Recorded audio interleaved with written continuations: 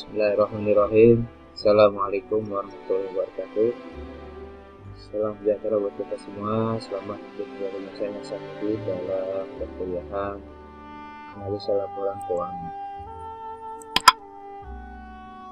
Baik, tidak terasa pertemuan kita sudah mencapai pertemuan ke-6. Insyaallah akan membahas tentang analisa likuiditas, solvabilitas, dan rentabilitas. Pada minggu kemarin kita sudah membahas analisa rasio, dan juga membahas masalah ini juga, dan juga sudah melakukan latihan soal bagaimana menganalisa rasio sebuah laporan keuangan, sebuah perusahaan ya. Kali ini kita akan jelaskan mengenai teorinya ya. Jadi pertemuan kali ini adalah penjelasan daripada latihan kemarin. Baik, kita mulai bahwa kinerja keuangan suatu perusahaan ini pasti bermanfaat ya untuk para stakeholder, diantaranya investor, kreditur, analis, konsultan keuangan, pialang, pemerintah, ataupun manajemen itu sendiri. Sehingga laporan keuangan itu harus disusun dengan baik dan akurat, supaya memberikan gambaran yang nyata mengenai hasil atau performa atau prestasi yang telah dicapai oleh satu perusahaan. Nah, laporan-laporan keuangan ini tentu harus disusun menjadi laporan yang lebih kecil lagi yang kita sebut analisa laporan keuangan.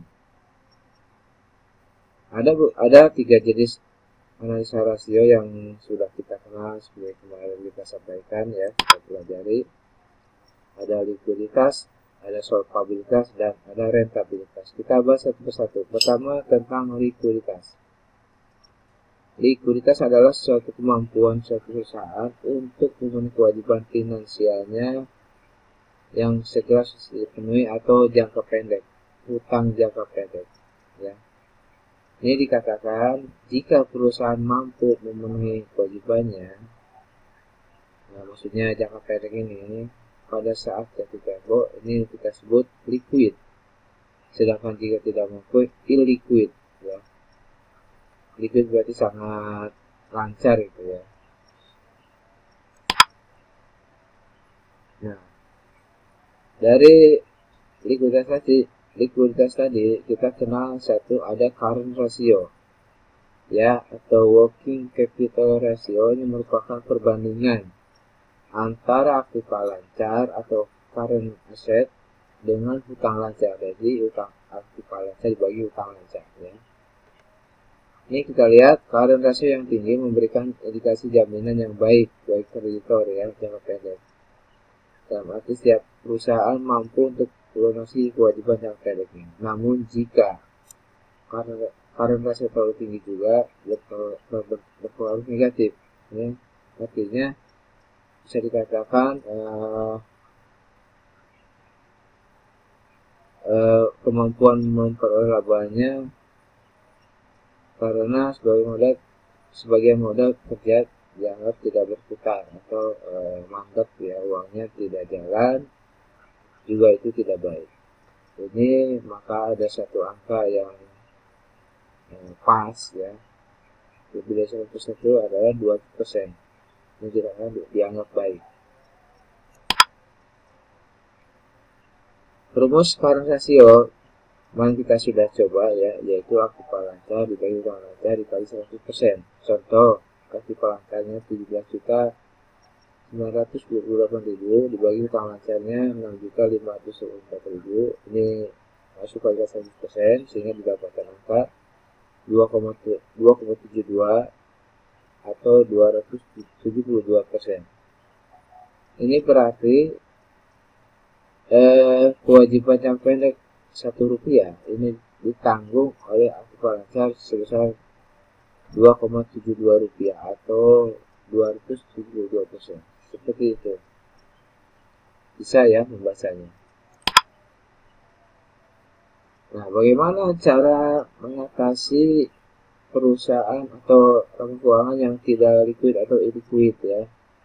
Ini cara mempertinggi rasio likuiditas. Satu, ya. Di sektor aktiva lancarnya nih kan ada dua ya, ada aktiva lancar, ada utang lancar. Di sebelah aktiva lancarnya kita lihat, pertama bisa menjual aktiva tetap untuk menambah aktiva lancar. Jadi terlalu banyak aktiva tetapnya juga, jadi dananya mengendap di aktiva tetap, maka upayakan menjadi aktiva lancar itu dijual ya, menjadi kas atau menjadi bank. Yang kedua, menambah modal sendiri untuk menambah aktiva lancar. Tentu menambah modal ya dari para pemegang saham. Namun jika keuangan terbatas daripada pemegang saham itu, kita lakukan yang ketiga, menambah utang jangka pendek untuk menambah aktiva lancar ya. Jadi pinjam uang lagi untuk menambah aktiva lancar dan kita putar lagi ya, sehingga dapat meningkatkan rasio likuiditas. Sekarang di sebelah utang lancarnya bagaimana ya? Tentu ini mengurangi utang lancar ya. Satu, menjual aktiva tetap untuk melunasi atau membayar utang lancar. Sama ya, jual utang lancar dan menjual aktiva tetap untuk membayar utang. Yang kedua, menambah modal sendiri untuk mengurangi utang lancar juga untuk bahasa pemegang saham ya. Jika tidak punya uang yang cukup untuk nambah modal, maka dapat dilakukan menambah utang jangka panjang. Jadi bisa menambah modal, bisa menambah hutang, contoh hutang bank ya, pinjam ke bank untuk mendapatkan dana segar untuk operasional perusahaan. Itu tadi adalah analisa likuiditas. Yang kedua adalah solvabilitas ya. Ini adalah kemampuan perusahaan untuk memenuhi kewajiban finansialnya jangka pendek dan jangka panjang pada saat dilikuidasi. Jadi diasumsikan kalau misalkan perusahaan itu besok akan bangkrut atau dilikuidasi, maka dia tetap akan mampu memenuhi jangka pendek dan jangka panjang utangnya ya. Jika perusahaan mampu memenuhi kewajibannya, maka disebut solvable. Dan sebaliknya, jika tidak mampu, insolvable ya.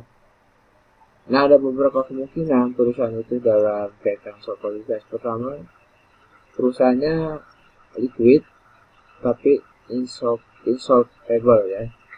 Liquid tapi tidak mampu memenuhi kewajiban jangka panjang. Kedua, perusahaannya liquid dan solvable ya. Ini bagus ya. Kemudian yang ketiga, perusahaannya solvable tapi illiquid. Dan yang keempat, perusahaan insolvable dan illiquid. Seperti itu ya. Kemudian perusahaan yang insolvable atau illiquid pada suatu saat akan mengalami kesukaran finansial. Nah, ini harus kita atau manajemen atasi supaya tidak terjadi kesukaran finansial ya. Terlebih kemarin misalkan pada saat terjadinya wabah COVID-19, maka manajemen perlu memutar otak ya agar perusahaan tetap bisa berjalan. Perusahaan yang insolvable tetapi liquid tidak segera dalam keadaan kesulitan finansial, tetapi masih dapat bekerja dengan baik sehingga dapat memperbaiki solvabilitasnya. Sedangkan perusahaan yang illiquid akan segera dalam kesukaran karena menghadapi tagihan dari kreditur, alias tidak mampu membayar hutangnya baik yang pendek maupun panjang. Kemudian solvabilitas suatu perusahaan dapat diukur dengan membandingkan jumlah aktifanya dapat aset, tetapi tidak termasuk utang yang beraset ya, dengan jumlah utang atau jangka pendek, dengan jumlah utang membagi total dari jumlah utang maksudnya jangka pendek dan jangka panjang. Cara lain adalah membandingkan modal sendiri atau net worth dibandingkan dengan jumlah utang. Jadi bisa dengan dua rumus ya. Nah, caranya bagaimana untuk mengatasi solvabilitas yang rendah? Satu, ada dua cara ya. Satu, menambah aktiva tanpa menambah utang, atau menambah aktiva relatif lebih besar daripada tambahan utang. Jadi berusaha menambah asetnya ya tanpa menambah utang. Yang kedua, mengurangi utang tanpa mengurangi aktiva atau mengurangi utang relatif lebih besar daripada berkurang aktiva. Itu caranya ya. Lalu yang ketiga adalah rentabilitas. Ini adalah kemampuan perusahaan untuk menghasilkan keuntungan atau laba dari semua modal yang ada dalam perusahaan. Jadi rumusnya adalah rentabilitas laba dibagi dengan modal. Bagaimana modal itu bekerja untuk menghasilkan laba setinggi-tingginya. Itu dikatakan rentabilitas. Ya, ada dua macam. Satu, rentabilitas ekonomi atau earning power. Yang kedua, rentabilitas modal sendiri atau return on equity ya. Kita lihat rentabilitas ekonomi dulu. Ada kemampuan untuk perusahaan untuk menghasilkan laba suatu usaha, menghasilkan laba usaha dengan semua modal yang ada ya. Jadi rumusnya EBIT atau earning before interest and tax, laba sebelum bunga dan pajak ya, dibagi dengan modal sendiri tambah modal sendiri dikali 100%.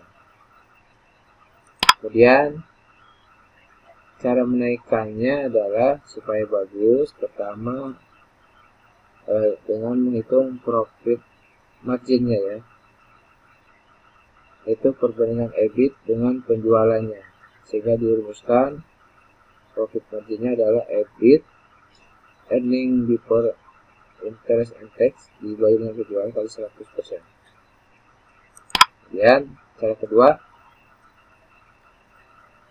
menghitung aset turnover ya, atau kecepatan berputarnya aktiva dalam suatu periode tertentu. Rumusnya adalah atau itu penjualan dibagi dengan total aktiva. Kemudian rentabilitas modal sendiri atau ROE, ini kemampuan perusahaan untuk menghasilkan earning after tax ya. Jadi ini laba setelah pajak atau laba bersih ya setelah pajak dengan modal sendiri. Dirumuskan EAT dibagi dengan modal sendiri kali 100%. Kemudian rentabilitas modal sendiri atau ROE ini akan digunakan sebagai pertimbangan bila perusahaan akan menambah dana ya. Kalau tidaknya menambah dana, kita hitung ROE-nya dulu ya. Kemudian apakah menggunakan modal sendiri atau modal asing? Nah, maksudnya modal dari luar ya. Asing itu tidak mesti dari luar negeri, tapi dari luar ke perusahaan.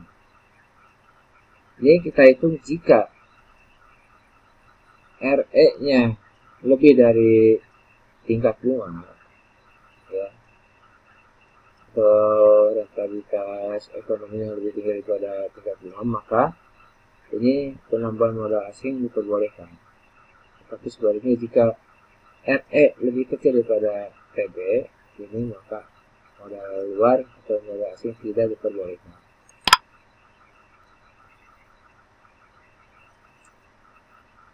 Baik, itu saja yang bisa saya sampaikan pada topik kali ini. Ini cuma sekedar teoritis menjelaskan latihan dan juga tugas pertemuan kemarin. Yang mudah-mudahan bisa dipahami dan bermanfaat. Kita bisa membaca arti daripada hasil hasil yang kemarin kita sudah hitung. Terima kasih atas perhatiannya. Kita jumpa lagi minggu depan. Jika ada pertanyaan, silakan diajukan ke WA ataupun ke diskusi di MyBase Learning BSD. Terima kasih. Assalamualaikum warahmatullahi wabarakatuh.